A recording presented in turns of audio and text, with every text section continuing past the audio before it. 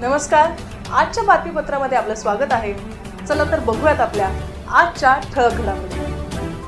पुण्यातील प्रभाग 41 महमदवाडी येथील सामाजिक कार्यकर्ते, स्थानिक लोकप्रतिनिधी व नागरिकांच्या बऱ्याच वर्षांच्या अथक प्रयत्नांनंतर मुख्यमंत्री देवेंद्र फडणवीस व विविध मान्यवरांच्या उपस्थितीत पुण्यातील हडपसर मतदारसंघातील प्रभाग 41 महमदवाडी येथील दोराबजी मॉलजवळ उभारण्यात आलेल्या समान पाणी पुरवठा योजनेअंतर्गत पिण्याच्या पाण्याच्या साठवण टाक्यांचा लोकार्पण सोहळा व कोनशिला अनावरण समारंभ संपन्न झाला। यावेळी राज्याच्या उपमुख्यमंत्री सुनेत्रा अजित पवार, केंद्रीय राज्यमंत्री मुरलीधर मोहोळ, मंत्री चंद्रकांत पाटील, आमदार योगेश टिळेकर, आमदार भीमराव तापकीर, आमदार चेतन तुपे, पुण्याच्या महापौर मंजुषा नागपुरे, उपमहापौर परशुराम वाडेकर, विविध स्थानिक नगरसेवक आदी मान्यवर यावेळी उपस्थित होते। या पिण्याच्या पाण्याच्या टाकीच्या मागणीची पाणीपुरवठ्यासाठी सामाजिक कार्यकर्त्या जयमाला ढाणगीकर, सामाजिक कार्यकर्ते अंजर राडे देशमुख, हुसेन शेख, आतिक पठाण तसेच इतर सामाजिक कार्यकर्ते यांच्यासह अनेक स्थानिक नागरिक व पदाधिकाऱ्यांनी या मागणीसाठी सातत्याने पाठपुरावा केला होता। हा पिण्याच्या पाण्याचा प्रश्न सुटल्यामुळे या सामाजिक कार्यकर्ते व पदाधिकाऱ्यांनी समाधान व्यक्त केले आहे व आपण केलेल्या मागणीला यश आले आहे अशा भावना त्यांनी यावेळी बोलून दाखवल्या। आणि हा कार्यक्रम जो आताचा आहे हा मला असं वाटतं सगळ्यात महत्त्वाचा कार्यक्रम आहे।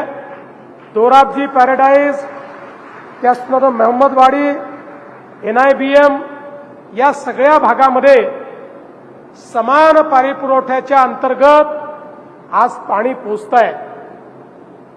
खरं म्हणजे इथे अनेक लोक आहेत, या भागातले अनेक संघटना आहेत, अनेक फोरम आहेत की जे सातत्याने आमच्या सगळ्यांकडे, मी असेल, योगेश अण्णा असतील, महापौर असतील, चेतन भाऊ असतील, सातत्याने पाठपुरावा करायचे।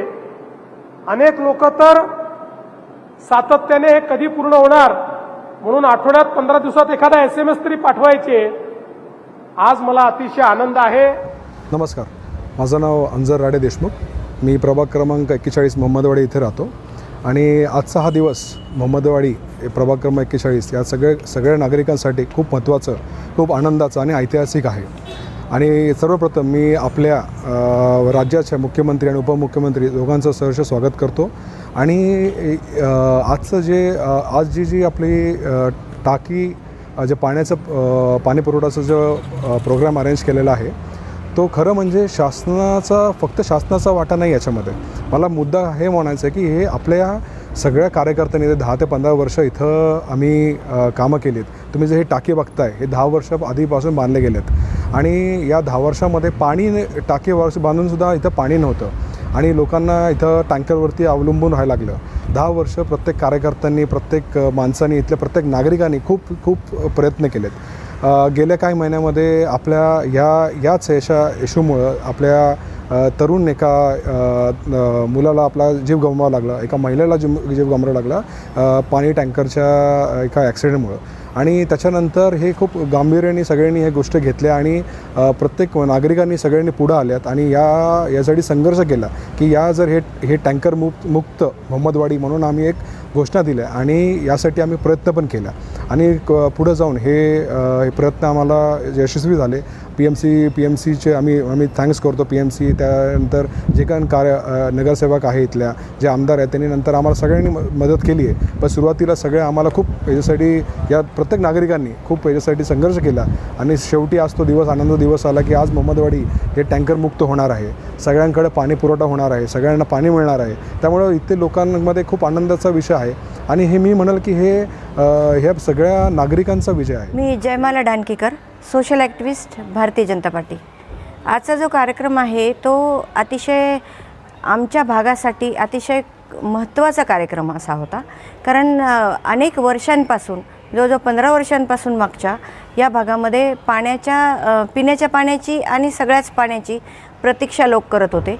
पिण्याचं पाणीसुद्धा अनेक सोसायट्यांना टँकरनी पुरवठा होत होता।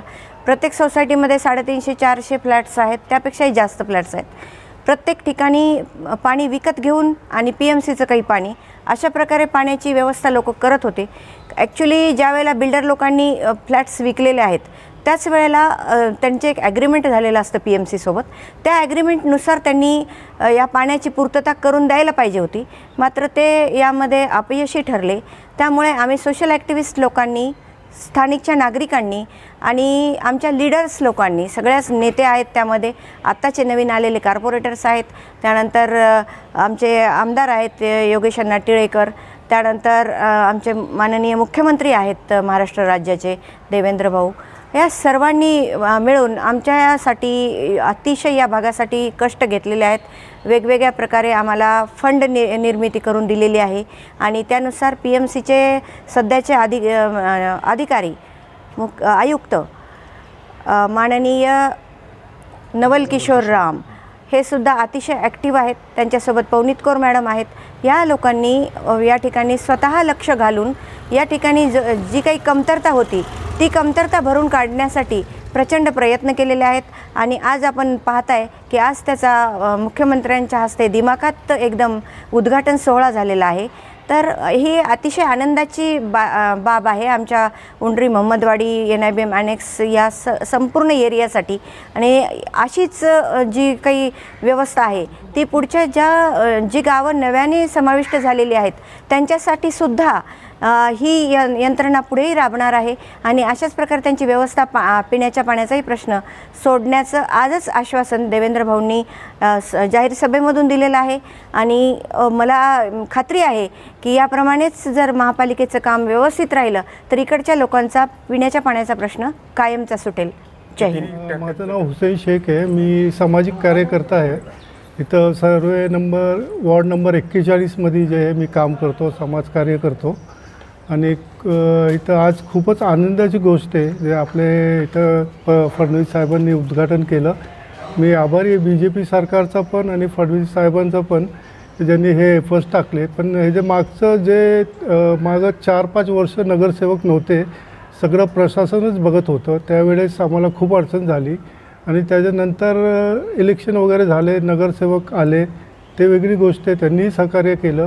म्हणजे सुरुवात झाली आरिफ शेख ज्यांचं बडी गेलं टँकरच्या खाली, तिथनं सुरुवात झाली. तिथनं आम्ही आंदोलन सुरू केलं, कॅन्डल मार्च केली, लोकांना जागृत केलं, लोकांना रस्त्यावर आणलं आणि त्याच्यानंतर प्रशासन जागं झालं. त्याच्यानंतर जे नवीन नगरसेवक आहे BJPचे 2 आहे आणि NCP अजितदादा पवारचे 2 आहेत, त्यांनी पुढाकार घेतला, त्यांनी सहकार्य केलं.